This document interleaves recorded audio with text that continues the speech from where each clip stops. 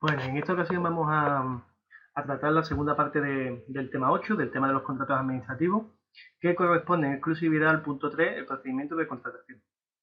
Bueno, el procedimiento de contratación de un contrato administrativo, que ya hemos dejado claro que es completamente distinto a un contrato laboral y otro tipo de contratos que existen, está integrado por una serie de fases que incluyen los trámites que deben de ser cumplimentados tanto por el órgano de contratación, es decir, por la administración pública, como por los licitadores. Los licitadores son aquellas empresas que van a optar, que quieren optar a tomar, a quedarse, por así decirlo, con ese contrato. Lo digo de forma general porque no necesariamente tiene que ser una obra. Entonces no podemos hablar de licitador, no es sinónimo siempre de el que hace la obra, porque ya hemos visto que existen distintos tipos de contratos administrativos y uno de los contratos administrativos podría ser un contrato de suministro, el cual, bueno, no hay obra ninguna y sin embargo sí hay licitadores, ¿de acuerdo? Aquella empresa que, si hay un contrato administrativo que fuera, por ejemplo, comprar ordenadores, aquella empresa que gane ese contrato y sea la que se encargue de rellenar de ordenadores una administración pública sería un licitador igualmente que aquella empresa que hiciera una obra para la administración pública. ¿De acuerdo? Por tanto, licitador, sinónimo de empresa que hace, que toma o que gana, por decirlo de una forma así coloquial, un contrato administrativo al que se haya presentado, claro. Bueno, la primera fase, ¿cómo se presenta, cómo se prepara el contrato? Bueno, la celebración de los contratos por parte de administraciones públicas requiere la previa tramitación del correspondiente expediente, que se iniciará por el órgano de contratación, la administración que sea, y motivando, en este caso motivando viene nuevamente de sinónimo de motivo, la necesidad del contrato. Es decir, un contrato de suministro, hacen falta ordenadores. Bueno, pues hacen falta ordenadores porque están obsoletos, están antiguos, porque no hay, porque se ha creado nueva esa administración. Una obra pues porque hace falta imaginaba el puente, ¿no? El nuevo puente que se ha hecho en la bahía, bueno, pues hacía falta un nuevo acceso a Cádiz, porque el antiguo puente Carranza pues había demostrado que estaba colapsado en ciertos puntos del día, entonces pues se necesitaba, bueno, pues colapsar la ciudad, descolapsar la ciudad, ¿no? En este caso. Bueno, pues ese es el motivo. Al expediente se incorporarán el pliego de cláusulas administrativas particulares, esto depende del contrato en sí, y de las prescripciones técnicas que hayan de regir el contrato. Es decir, depende de lo que sea, si un contrato de suministro, pues a lo mejor una prescripción técnica puede ser el tipo de ordenador, es decir, ordenador tipo PC, con mínimo una pantalla de tantas pulgadas, mínimo un procesador de tantas características. Esas son las prescripciones técnicas. Selección del contratista y adjudicación del contrato. Bueno, una vez que tenemos ya claro cómo va a ser el contrato, hay que seleccionar el contratista y adjudicarle el contrato. Esto se lleva a cabo a través de un procedimiento destinado a elegir a la persona o empresa normalmente que ejecutará el contrato de todos los licitadores, es decir, todas las empresas que se presenten, y en formalizar el contrato administrativo que se trata. Procedimiento de adjudicación de contrato. Hay varios, no siempre se adjudican de la misma manera. Varios legales, ilegales hay un montón. ¿Cuáles son los tipos de procedimientos de adjudicación de contrato? Primero, procedimiento abierto. En este caso, todo empresario, toda empresa interesada puede presentar una proposición y queda excluida toda negociación de los términos del contrato con los licitadores. Es decir, se presenta, en la fase anterior, como hemos visto, se prepara el contrato, es decir, la administración pone, escribe cuáles son las características del contrato y qué es lo que necesita, y las empresas que quieran optan a ella. No hay negociación ninguna. En este caso, normalmente la que ofrezca menos cantidad será la que gane, es decir, la que ofrezca los ordenadores más baratos será la que ganará, la que ofrezca una obra más barata será la que ganará. Evidentemente, el licitador se tiene que hacer cargo de las prescripciones técnicas y de todo lo que el contrato o las condiciones del contrato que hayan sido impuestas por la administración diga. Procedimiento restringido. Solo podrán presentar proposiciones a aquellos empresarios que a su solicitud y en atención a su solvencia sean seleccionados por el órgano de contratación. Este caso es distinto, es decir, primero hay como una especie de fase previa en la que se presentan las empresas, la administración estudia la solvencia y estudia la trayectoria también en ocasiones de esta empresa, y de las 10, 15, 20 que se presenten, escoja 5. Y de esas 5, pues esas son las que pueden presentar la proposición. Antes no, en el procedimiento abierto no hay esa criba, ese filtro, sino todas directamente presentan la proposición. En este caso, para presentar la proposición hay que pasar una criba que la misma administración impone previamente. En este procedimiento queda prohibida toda negociación de los términos del contrato con los solicitantes, igual que antes, no hay negociación. Lo que diga la administración, ese es el contrato. Si le gusta a la empresa que opte y si no le gusta, pues que no opte. Procedimiento negociado. La adjudicación recaerá en el licitador justificadamente elegido por el órgano de contratación, es decir, no puede ser por la cara, no puede ser a dedo, tras efectuar consultas con diversos candidatos y negociar las condiciones del contrato con uno o varios de ellos. Se emplea cuando las proposiciones u ofertas económicas en los procedimientos abiertos, restringidos o de diálogo competitivo que se hayan seguido previamente sean irregulares. Si se detecta que cualquier tipo de procedimiento de los tres que estamos viendo, estos dos que ya hemos visto y el que vamos a ver a continuación, hay alguna irregularidad, se puede nuevamente adjudicar en base a una negociación. De esta manera no puede haber ningún tipo de chanchullo, no puede haber ningún tipo de engaño porque se está negociando directamente con las empresas.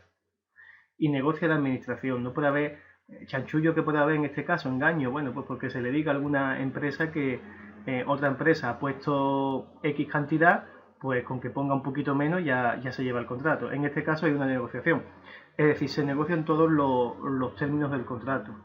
Por lo tanto, al negociar la administración directamente con cada empresa, la otra empresa no va a saber que ha negociado una empresa con la anterior. ¿De acuerdo? Es un procedimiento más lento, pero también es un procedimiento más seguro. Más seguro en cuanto a evitar el fraude.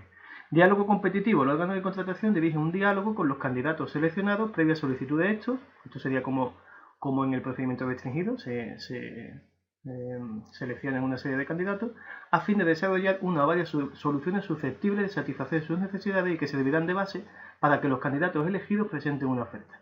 Se utilizará en contratos particularmente complejos cuando el órgano de contratación considere que el uso del procedimiento abierto o restringido no permite una adecuada adjudicación del contrato. Bien, en este caso es algo parecido al procedimiento restringido porque hay una fase previa en la que se selecciona una serie de candidatos, pero sí que hay diálogo en el procedimiento. O sea, sería medio camino entre el procedimiento restringido y el negociado. En este caso la negociación no es talmente del contrato, sino de los términos, como bien se dice, cuando el contrato es particularmente complejo. ¿Cuándo puede ser particularmente complejo? Bueno, pues puede ser complejo en la obra del puente, por ejemplo. Es decir, fíjate, la obra del puente en realidad es un diálogo competitivo porque el procedimiento que se abrió no era crear un puente, era crear un tercer acceso a Cádiz. Entonces hubo un diálogo en el cual se planteó la posibilidad de hacer un puente, se planteó la posibilidad de hacer un túnel subterráneo, se plantearon varias soluciones. Y al final, pues, bueno, se decidió hacer un puente, pero se puede decidir hacer un túnel subterráneo, a modo del que hay en el Canal de la Mancha, ¿no? El que comunica el Reino Unido con Europa. Bien, pues, en este caso se decidió hacer un puente, se puede haber decidido otra cosa. Pero repito, aquí viene porque el contrato en sí no es hacer un puente, el contrato en sí es hacer un tercer acceso a Cádiz. ¿De acuerdo? Esa es la gran diferencia. En cualquier caso, los procedimientos ordinarios de selección son el abierto y el restringido. Y extraordinarios son el negociado y el competitivo. ¿De acuerdo? Esto sí hay que tenerlo claro.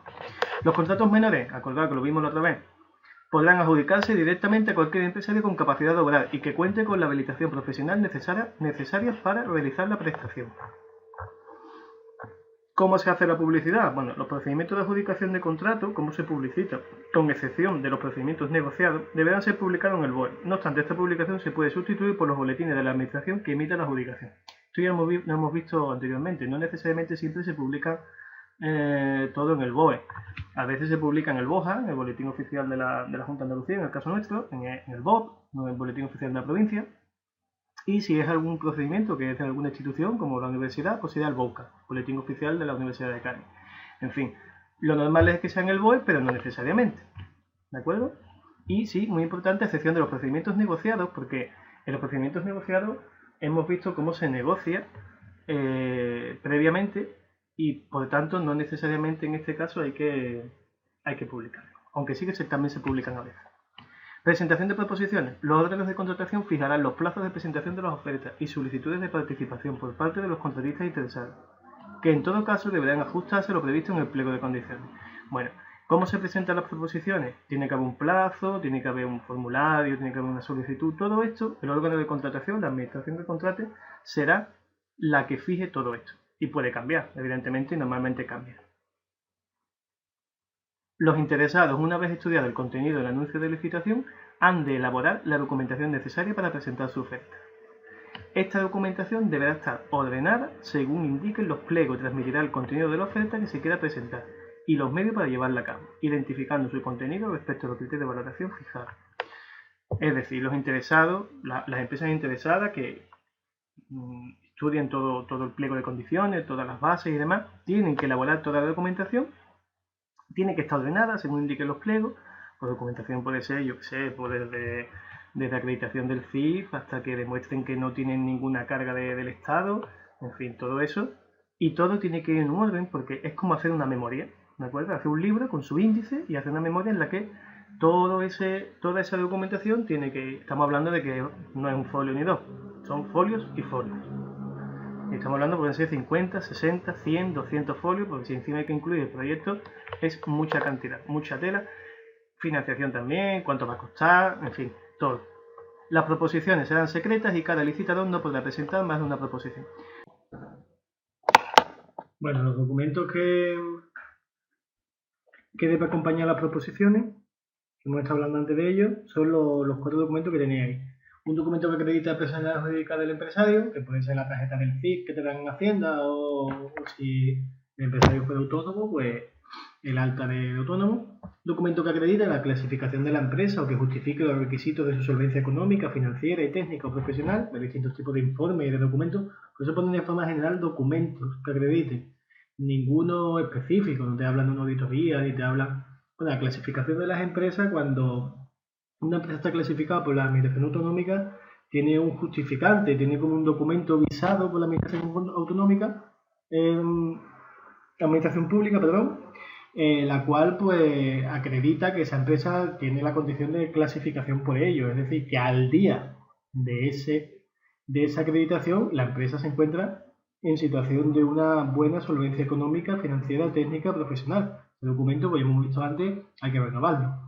Declaración responsable de no estar en curso en provisión de contratar. Hemos visto también en tablas anteriores que cuáles serían las distintas prohibiciones para contratar, normalmente tener alguna deuda con alguna administración pública, y muy importante también una dirección de correo electrónico para notificaciones. ¿Cómo seleccionamos al contratista? Se adjudica el contrato.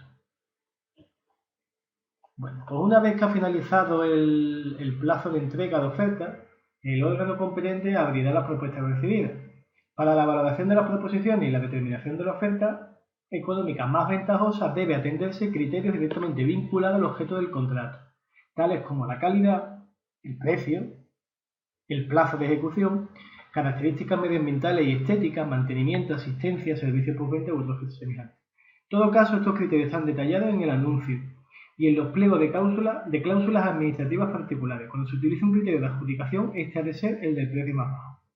Es decir, que depende del anuncio, se valorará, además del precio, otras condiciones, como puede ser el mantenimiento de la infraestructura o de lo que se trate el contrato. Si es un contrato de suministro, pues el mantenimiento de lo que se ha suministrado, así como la asistencia técnica que pudiera ocasionar, sobre todo un contrato de suministro, alguna maquinaria que fuera necesaria de que se solventara algún tipo de asistencia técnica, de explicación, un servicio postventa. Pero también otras características como las estéticas, las medioambientales, pueden primar a la hora de conceder un contrato u otro. En cualquier caso, y una vez valoradas las proposiciones, el órgano de contratación clasificará por orden decreciente todas aquellas que hayan sido declaradas anormales y requerirá al licitador que haya presentado la oferta económicamente más ventajosa para que dentro de 10 días hábiles presente la documentación justificativa de hallarse el corriente en el cumplimiento de sus obligaciones tributarias. Es decir, aquí sí hay que presentar un documento de la Administración, de la Seguridad Social y de Hacienda, como que esa empresa está al día. Si no se presenta, la oferta queda desestimada y se pasa al siguiente licitador. Una vez recibida la documentación, de la primera que cumpla con los requisitos que hemos dicho antes, el órgano de contratación adjudicará el contrato en 5 días hábiles. La adjudicación tiene que ser motivada, es decir, tiene que haber un motivo y se tiene que notificar a los licitadores. Una vez que se ha notificado, ¿cómo formalizamos el contrato? Bueno, pues el contrato se formaliza normalmente, como casi todos los contratos, es por escrito. Lo que pasa es que aquí lo que más que la forma, lo que prima es el tiempo. Tiene que hacerse en los próximos 10 días hábiles a contar desde que al siguiente en el que se notificó la adjudicación definitiva. El contrato se puede modificar siempre que en los pliegos, en el anuncio de la licitación, se haya advertido expresamente de esta posibilidad y se haya detallado de forma clara, de forma precisa y de forma inequívoca las condiciones en que podrá hacerse uso de esto. De esta se refiere a la modificación, así como el alcance de los límites que se pueden modificar. No todo se puede modificar en todos los contratos administrativos, incluso hay contratos administrativos que no se pueden modificar. Como bien pone aquí al principio, en el pliego de condiciones se dirá qué, cuándo, cómo, un máximo, un mínimo y, muy importante, el procedimiento que hay que seguir para esa modificación, que no siempre es el mismo. Llegamos a la ejecución del contrato, que es muy importante. La ejecución del contrato consiste en hacer la obra, el objeto del contrato. Si es una obra, pues en hacer la obra. Tiene unas condiciones que están especificadas en la ley de contrato y las disposiciones de desarrollo y los pliegos de las cláusulas administrativas, de prestaciones técnicas, generales, particulares. Hay que hacerle caso a todas estas características. Se deben cumplir a tenor de sus cláusulas, aunque el órgano de contratación puede interpretar unilateralmente los contratos administrativos, resolver las dudas que ofrezca su cumplimiento, modificarlo por razón de interés, acordar su resolución y determinar los efectos de estas, pero en principio se tienen que cumplir. Lo que pasa es que sí es cierto que el órgano de contratación tiene como un puntito ahí un poco superior al contratista, en el cual, bueno, pues puede un poco hacer y deshacer, siempre motivado con los contratos. Es decir, que puede suspender una obra, o que en un momento dado puede modificar algo que vea que vaya mal, o en fin, tiene más potestad y más control sobre los contratos administrativos. Como norma general, la ejecución del contrato se realizará a riesgo del contratista. Esto significa que asume todas las consecuencias del contrato, las positivas y las negativas. Es decir, el contratista no puede presentar una oferta y después decir, esta aquí se me ha ido de presupuesto, o aquí no sé, me cogió los dedos, ¿no? Como se suele decir. Bueno, pues esto, que sería una consecuencia negativa, tiene que asumirla. Las positivas también, es decir, si por casualidad donde se había presupuestado algo y sale más barato, pues también lo asume, ¿vale? Y una consecuencia positiva que también, pues en este caso, el riesgo positivo existe, es un riesgo más agradable, desde luego, pero bueno, cuando una empresa tiene ya experiencia en elaborar propuestas de contrato administrativo y demás, no se suele coger los dedos y siempre suele tirar al alza, a menos que el contrato esté muy disputado y entonces pues tendrá que ajustarse un poquito más, pero evidentemente siempre intentando nunca perder, claro. Bien, y hemos llegado al final. ¿Cómo se extingue el contrato? Bueno, pues se puede extinguir de dos maneras, por cumplimiento o por resolución. Por cumplimiento, que sería la vía más natural, se entiende que se ha cumplido el contrato y se ha cumplido todos los términos del contrato, se ha satisfecho la administración, se ha prestado una totalidad del servicio, ya sea obra, suministro, el que sea, y se ha cumplido con todas y cada una de las cláusulas que había. Su constatación exigirá por parte de la administración un acto formal y positivo de recepción o conformidad. Además, en los contratos se fijará un plazo de garantía a contar de la fecha de recepción, de acuerdo al cual, sin objeciones por parte de la administración, quedará extinguida la responsabilidad del contratista. Es decir, como que la administración se puede reservar un tiempo para ver cómo ha ido ese contrato, o para ver si estamos hablando de un suministro y el suministro falla, por ejemplo. Bueno, es como una especie de garantía, ¿vale? Como la garantía, un plazo de garantía, y así se llama, como la garantía de un electrodoméstico, de cualquier cosa que compremos. Una vez que pasa ese plazo, ya, si se cae el puente, pues ya no es responsabilidad del contratista, ¿no? Hablando así en términos de obra, por ejemplo. Si se estropea un ordenador que le he suministrado pasado ese tiempo de garantía, pues ya no es responsabilidad del contratista, ¿de acuerdo? Después existe otra forma de terminar el contrato, que es por resolución. Los contratos pueden resolverse a causa de determinadas circunstancias sobrevenidas expresadas por la ley. Por ejemplo, que el contratista le vayan mal las cosas, se declare insolvente, por mutuo acuerdo, porque el contratista se vea que no puede y la administración vea que verdaderamente no puede, entonces se llega a un acuerdo y se extingue el contrato. Eso se llama por resolución. porque el contratista incumpla ostensiblemente las condiciones expresadas en el contrato y la administración acaba hasta las narices y directamente, ejecutando ese incumplimiento, resuelva el contrato y suspenda la obra, o suspenda el contrato en general.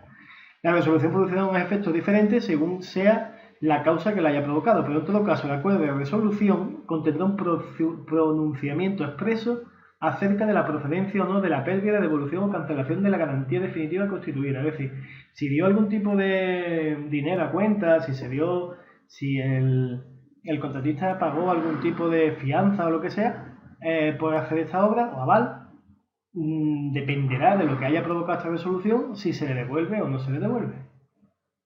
En cualquier caso, la resolución es una forma de extinguir los contratos administrativos no muy buena, no muy aceptada, por así decirlo. Lo correcto sería acabar con el contrato y extinguir el contrato por cumplimiento. Bueno, y hasta aquí el tema 8, el penúltimo tema de la evaluación y del curso. Y ya nos veremos en el próximo vídeo con el tema 9, que lo vamos a ver en un solo vídeo, lo vamos a ver en un solo bloque.